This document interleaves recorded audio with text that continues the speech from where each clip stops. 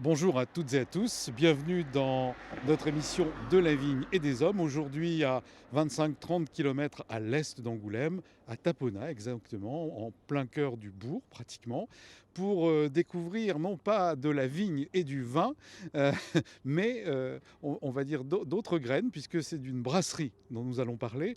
Et j'ai voulu mettre la lumière sur cet endroit, puisque c'est un jeune homme, Monsieur Gaëtan Puravo, qui est à mes côtés, qui vient d'ouvrir et de créer cet endroit. Les brasseries sont certes un peu à la mode, alors justement, pour nous changer du vin, on va se tremper un peu dans la bière, et en sachant qu'évidemment, il ne faut pas abuser de l'alcool. Monsieur Puravo, bonjour. Bonjour. Alors, on est devant votre panneau, Brasserie No Bodies, Chubneg. Ça veut dire, vous m'avez dit en préparant l'émission, la chèvre noire, plutôt dans le sud des Deux-Sèvres. C'est de là dont vous venez? C'est ça, je viens du sud des Deux-Sèvres. Ouais. Alors, pourquoi ce nom? Tout simplement parce que c'est l'emblème de là où je viens, la chèvre. Et donc, chèvre noire, c'est la chèvre originelle du Poitou. D'accord. Alors, nos amis qui nous écoutent à Poitiers et alentour dans les Deux-Sèvres seront contents d'apprendre que vous poussez vos cornes jusqu'à Tapona en Charente-Limousine. Voilà, c'est ça. Je trouvais l'endroit plutôt sympa, on y vit bien, donc je me suis implanté ici. Ouais. Et vous êtes arrivé à Tapona par quel biais? D'ailleurs, il y a plein d'auditeurs qui vont dire c'est où Tapona? Alors c'est en direction de Limoges, hein, quand vous partez d'Angoulême, sur votre droite, sur la 4 voies. Bien oui, comment vous avez découvert cet endroit et pourquoi vous êtes installé ici, à part qu'on y vit bien? Tout simplement, ma femme faisait ses études par ici, et on est venu habiter à Suau, et on est resté parce qu'on y est bien. Bien, alors Suos, c'est au-delà de Chasteuil, un petit peu plus loin en allant sur Limoges. Eh bien, on est ravis que Tapona vous ait accueilli. Si vous voulez bien, on va maintenant rejoindre l'endroit où vous avez commencé cette histoire. Il y a combien de temps exactement?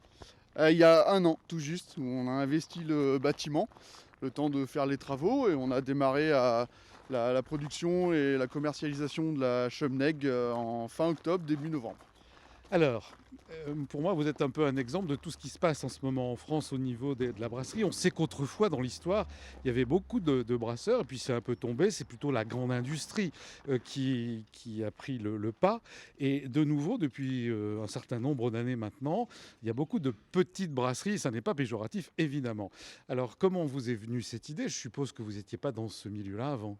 Non, moi j'étais plutôt dans le milieu de la maintenance. Et j'ai commencé comme beaucoup de brasseurs aujourd'hui en amateur dans ma cuisine. J'aime bien la bière parce que c'est vraiment très intéressant à travailler. Il y a une multitude de styles de bière, et donc c'est pour ça que je m'y suis collé. D'accord. Alors, dans votre cuisine, vous faisiez quoi? Ça veut dire que tout le monde, même moi, je peux m'amuser, alors, m'amuser entre guillemets là aussi, à faire de la bière. Oui, bien sûr, tout le monde peut s'amuser à faire de la bière. Après, il y a des techniques, mais on peut démarrer bien sûr dans sa cuisine. Ouais. Alors, pour ceux qui nous écoutent et qui ne savent pas vraiment comment on fait la bière et avec quelle matière première, Gaëtan, vous allez peut-être nous donner la recette. Eh ben, tout simplement, c'est du malt d'orge, vraiment de base. Alors après, plus ou moins caramélisé, pour donner à la bière un goût différent qu'une bière blonde classique. Du houblon pour amériser et donner aussi des saveurs, et de la levure. Alors, quand vous avez fait ça dans votre cuisine, vous aviez déjà une certaine expérience, vous aviez déjà été voir des tutos sur Internet, visiter des brasseries. Je suppose que c'est une histoire qui n'a pas commencé juste dans la cuisine. Voilà, il y a beaucoup de tutos, beaucoup de livres sur le monde amateur.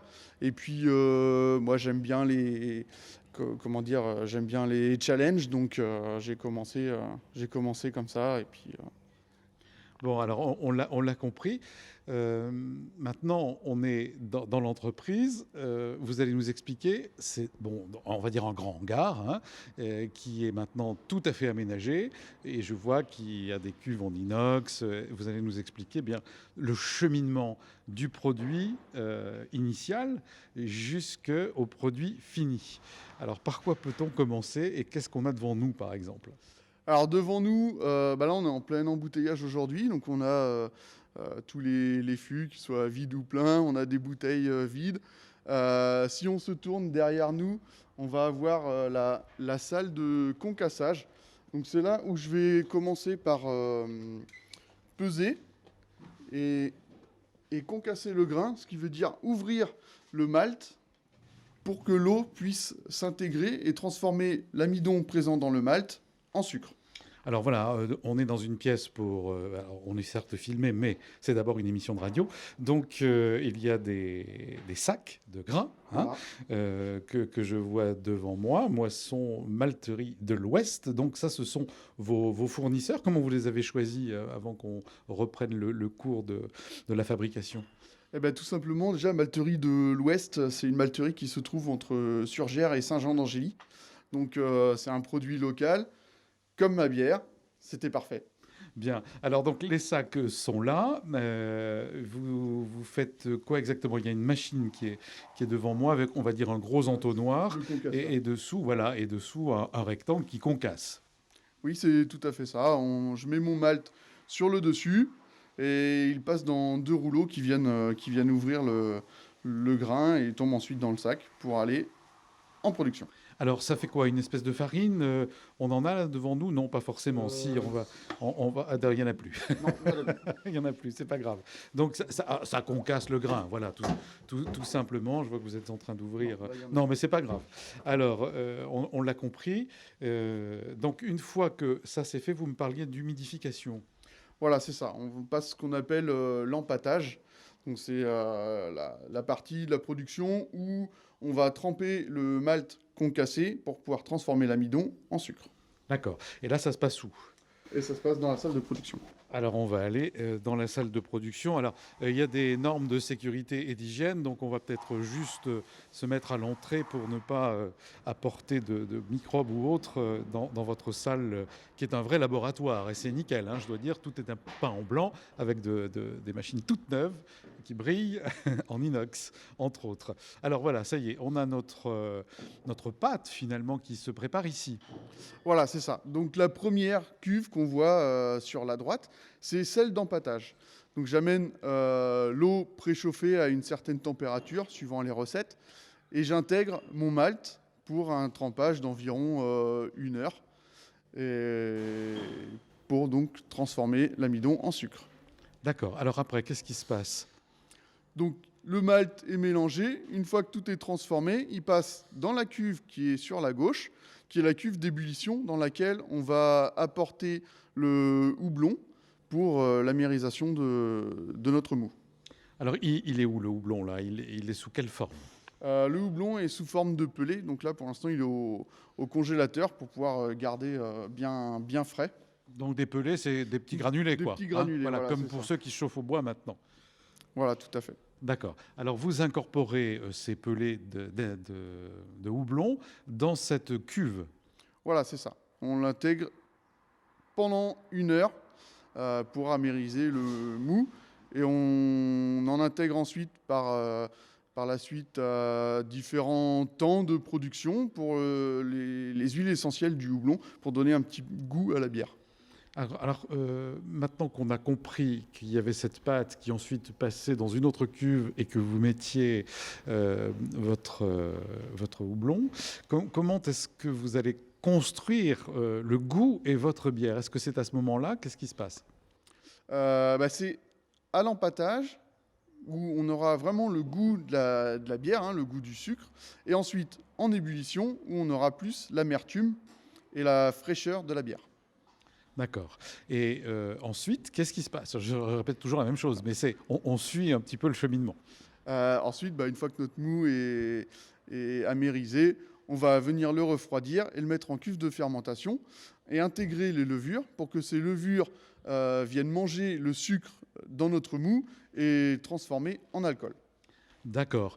Alors, brasseur, on a bien compris, c'est chauffé. Vous venez de le dire, puisque vous avez parlé de refroidissement. Vous chauffez de quelle façon? Il n'y a pas des grands feux de bois sous vos cuves. Non, là sur mes cuves, c'est une chauffe électrique par résistance. Donc ça, c'est un choix. Et il doit y avoir gaz aussi. Enfin, je ne sais pas quel type existe. Parce que là aussi, vous avez dû aller à la pêche aux informations. Vous n'êtes pas arrivé ici avec vos cuves tout d'un coup. Voilà, c'est ça. On a différents types de chauffe, que ce soit électrique, gaz. On a d'autres systèmes aussi Moi, j'ai choisi l'électrique pour une certaine simplicité, un coût aussi. Non, non, mais j'imagine bien. Alors, ça y est, on a suivi à peu près les étapes. Donc là, on est en étape de refroidissement. On sent que les sucres sont mangés. Ça va faire de l'alcool. Et maintenant, Et maintenant, les levures mangent les sucres pour l'alcool pour 3 semaines. On va venir ensuite, ce qu'on fait aujourd'hui avec la machine, on va venir embouteiller notre bière. alors, du moment où vous mettez votre pâte dans les cuves, il faut combien de temps pour le produit fini? Vous dites 3 semaines, 4 semaines? Voilà, c'est à peu près 3 semaines. Ça va dépendre des styles de bière, de ce qu'on veut aussi donner à la bière. J'en ai que je peux faire au bout de 3 semaines. J'en ai qui seront beaucoup plus longues si je veux les garder un petit peu plus, comme le vin, pareil. Alors, vous les gardez où? Je les garde dans mes cuves de fermentation aujourd'hui. D'accord. Et là, vous pouvez, j'allais dire, tirer le produit quand vous voulez. Voilà, c'est ça. Alors, est-ce que ça bouge pendant ce temps-là? Vous surveillez? On surveille toujours la pression, la densité, voir si la densité, donc le taux de sucre dans notre bière évolue ou non, ce qui veut dire que les levures est fini de travailler ou non. Et on teste aussi le goût pour voir l'évolution qu'on a sur la bière. Et à ce moment-là, vous pouvez ajouter des ingrédients, des essences ou autres pour parfaire ce goût ou arriver au goût que vous estimez être le meilleur, en tout cas pour votre palais. Oui, tout à fait. On peut rajouter du houblon qui va nous donner d'autres huiles essentielles et tout un tas d'autres ingrédients qu'on peut incorporer à ce moment-là. Alors les amateurs et les autres connaissent, on connaît la bière de Noël, peut-être la bière de printemps, je ne sais pas. Qu'est-ce que vous avez décidé de faire et comment ça fonctionne tout ça? Moi, je fais principalement des bières de style ale anglaise. Euh, Elles sont un peu fortes en alcool, des fines bulles. Ma base, c'était vraiment un produit pour les gens qui n'aiment pas la bière. Qui soient capables de boire une bière de temps en temps, de l'apprécier, qui ne soient pas rebutés par boire une bière. Ah oui, d'accord, je comprends. Donc vous faites de la bière pour ceux qui n'aiment pas la bière. Voilà, c'est tout à fait A ça. priori, ça veut dire que vous avez envie de faire aimer cette bière. Et vous, je suppose que vous êtes arrivé là parce que vous êtes un amoureux de cette bière. Oui, moi j'aime la bière, j'aime découvrir vraiment tous les styles de bière et j'avais envie de ça, de faire découvrir la bière aux gens qui ne connaissent pas, qui connaissent uniquement la bière blonde qu'on trouve un petit peu partout. Alors qu'est-ce que vous pourriez nous dire à ceux qui ne sont pas des fanatiques de bière pour en déguster? Comment faut-il faire et par quoi faut-il commencer? Par la vôtre sans doute, puisque vous nous dites que c'est fait pour nous ou pour ceux qui n'en boivent pas beaucoup. Tout d'abord, par laquelle commencer? Par les bières artisanales. Déjà, c'est très très important parce que c'est que des passionnés qui sauront vous parler de la bière et de leurs produits. Et n'hésitez pas, même si vous aimez pas, venez goûter la bière. Il y en a forcément une pour vous. Alors c'est pour ça qu'on est là, puisque vous êtes un passionné. Et comment vous pourriez me convaincre? Tiens, parlez-moi de votre bière.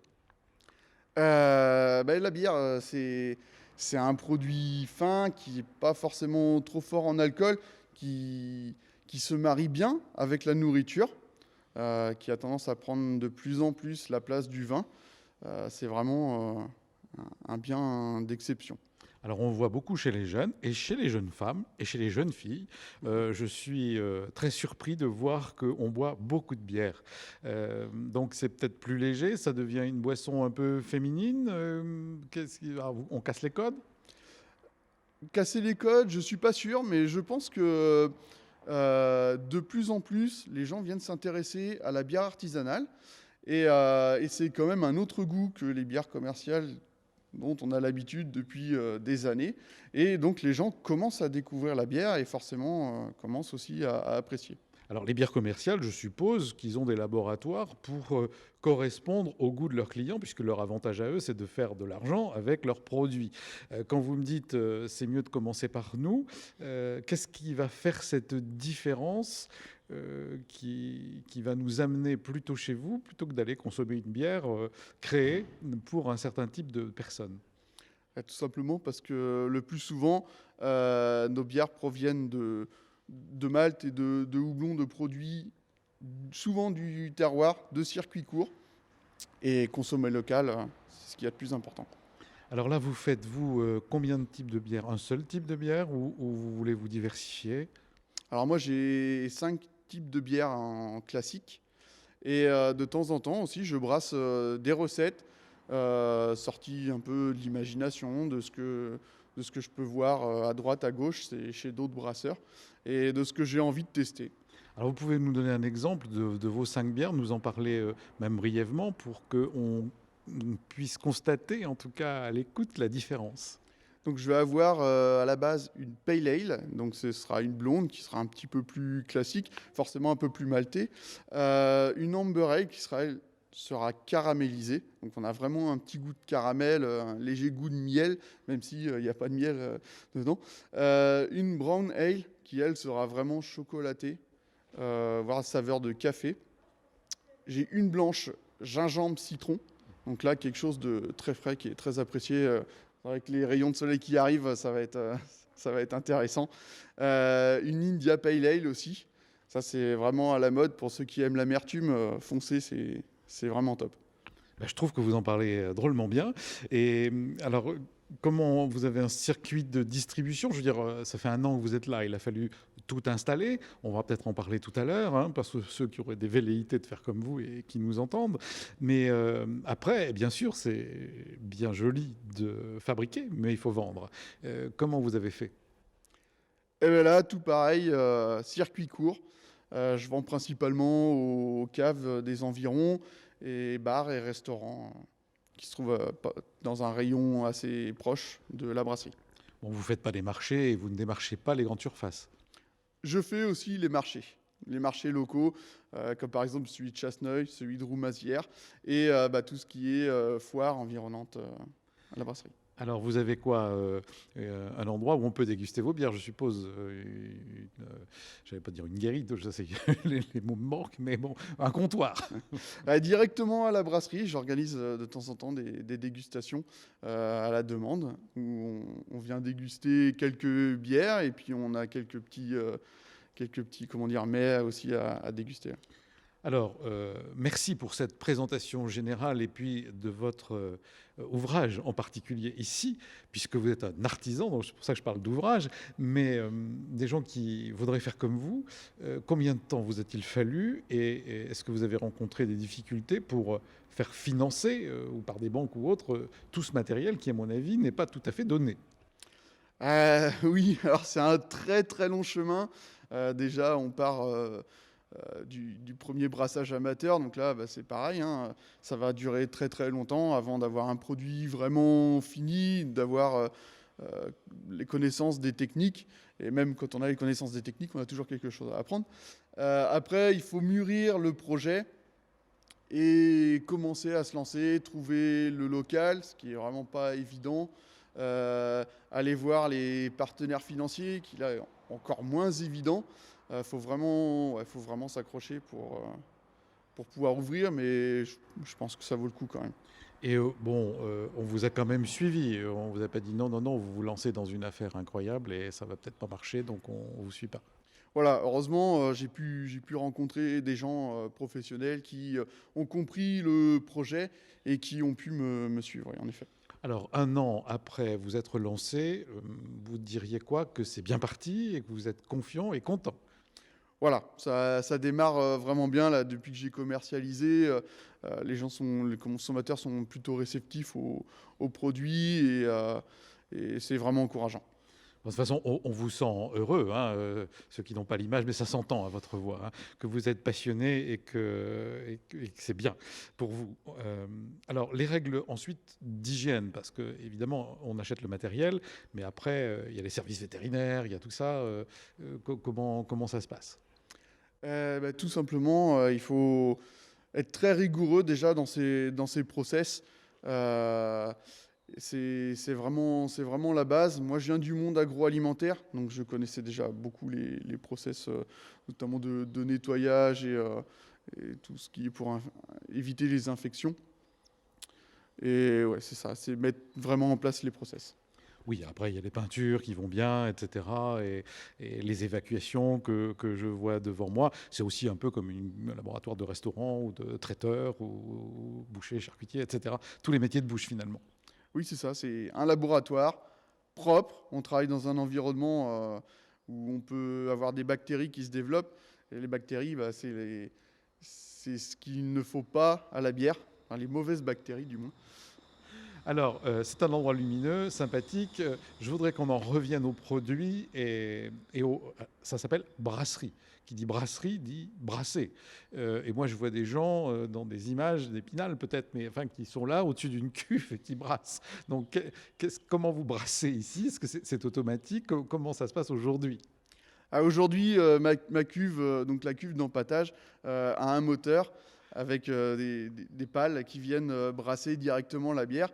Mais le système qu'on a sur la droite, lui, me permet de brasser à la main, donc avec un fourquet. Alors, ça veut dire quoi le système qui est sur la droite? Je vois trois petites cuves qui sont comme sur un podium, hein, 1, 2, 3. Et là, vous brassez à la main comme quand vous étiez dans votre cuisine. Oui, c'est tout à fait ça. C'est exactement ce que j'avais dans ma cuisine, donc il prenait à peu près la moitié de la Ah cuisine. oui, alors là, oui, parce que pour une cuisine de quelqu'un dans sa maison, c'est quand même, ça prend de la place, même si c'est pas énorme à côté de vos cuves, ça prend de la place. C'est trois marmites, on va dire, hein. Et alors là, vous faites ça à la main, bien sûr. Combien de temps faut-il quand on a allez, on va dire, c'est vraiment des gros faitous. Voilà, c'est des marmites, tout simplement. Et donc c'est exactement le même process. Et je viens brasser avec mon fourquet de temps en Alors, il temps. faut nous dire ce que c'est qu'un fourquet, parce que tout le monde ne sait pas ce que c'est qu'un fourquet. Donc alors oui, pardon, un fourquet, c'est une grande pelle qui va nous permettre de brasser et de laisser passer les grains, contrairement à par exemple une cuillère. D'accord. Ah oui, oui, d'accord. Parce que là, je ne le vois pas, le fourquet, donc c'est pour ça que je vous posais la question. Je ne connaissais pas ce terme-là, mais je ne suis pas non plus spécialiste. Alors, maintenant qu'on a vu votre passion, l'endroit que vous avez mis en place et la fabrication, la commercialisation, comment est-ce que vous voyez l'avenir pour ici? Est-ce que vous pensez vous agrandir? Enfin, peut-être que je prévois loin là, mais et avec du monde en plus avec vous, comment ça se passe? Oui, j'aimerais bien pouvoir avoir du monde avec moi pour pouvoir développer vraiment cette brasserie et, euh, et pouvoir créer encore d'autres bières. Parce que je suppose que la bière est aussi un moment de partage. Et je suppose que pour la fabriquer, c'est un peu ça également. Oui, c'est un peu ça. Souvent, dans les brasseries, ce sont des grandes familles euh, avec toujours une bonne ambiance pour pouvoir faire un super produit. Bon, mais écoutez, c'est ce qu'on vous souhaite ici. Vous êtes maintenant bien ancré et vous prenez vos marques et plus que ça, puisque vous en êtes à la fabrication et à la vente. Eh bien, on vous souhaite de grandir et puis on reviendra vous voir pour des moments de partage aussi. Merci d'avoir participé à cette émission de la vigne et des hommes. Là, on n'est pas dans le raisin, mais on est dans des grains, hein. Et puis, on vous souhaite bon vent et à boire avec modération. Au revoir Gaëtan. Merci, au revoir.